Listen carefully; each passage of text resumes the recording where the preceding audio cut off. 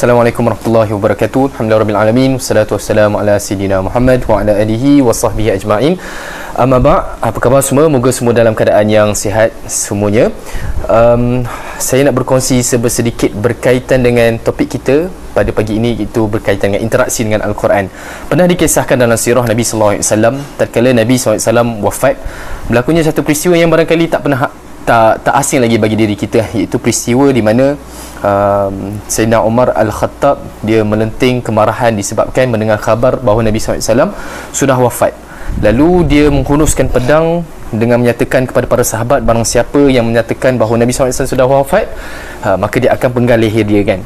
So kemarahan Sayyidina Umar Al-Khattab ni mencetuskan panik antara para sahabat, dan tak ada seorang pun yang berani untuk menegur Sayyidina Umar Al-Khattab. Lalu datangnya Sayyidina Abu Bakar As-Siddiq untuk menenangkan keadaan, dan dibacakan satu ayat Al-Quran yang menyebabkan Sayyidina Umar rebah ke tanah dan mengakui bahawa Nabi SAW sudah wafat. Apakah ayatnya? Ia terletak dalam surah Ali Imran ayat ke-144, wa ma Muhammadun illa rasul qad khalat min qablihi rusul, ila akhir ayat. So ayat ini menyebabkan Sayyidina Umar dan para sahabat semua menerima kenyataan bahawa Nabi SAW sudah pun wafat. Lalu apa yang dikatakan Sayyidina Umar ini menyebabkan saya sangat tertarik, iaitu apa yang Sayyidina Umar kata, wallahi ini seolah-olah kali pertama aku mendengar ayat ini diturunkan kepadaku. Sedangkan kalau kita melihat asbabun nuzul ayat yang ke-144 dalam surah Al-Imran ni, ayat ini diturunkan ketika waktu perang Uhud, waktu Nabi SAW dapat kecederaan yang sangat parah. Kemudian diturunkan ayat ini sebagai satu motivasi kepada para sahabat dengan menyatakan bahawa Muhammad ini hanya seorang rasul, telah berlalu sebelum ini rasul-rasul, adakah sekiranya dia terbunuh ataupun mati dalam peperangan, kita akan berbalik ke belakang.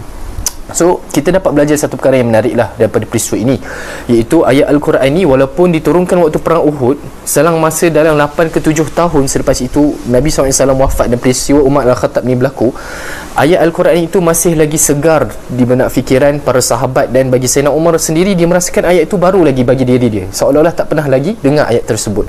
Inilah kehebatan Al-Quran, di mana walaupun ayat itu sama, tapi dia sentiasa relevan walaupun 8 ke 7 tahun selepas itu memberi kesan yang sangat mendalam kepada Sayyidina Umar Al-Khattab.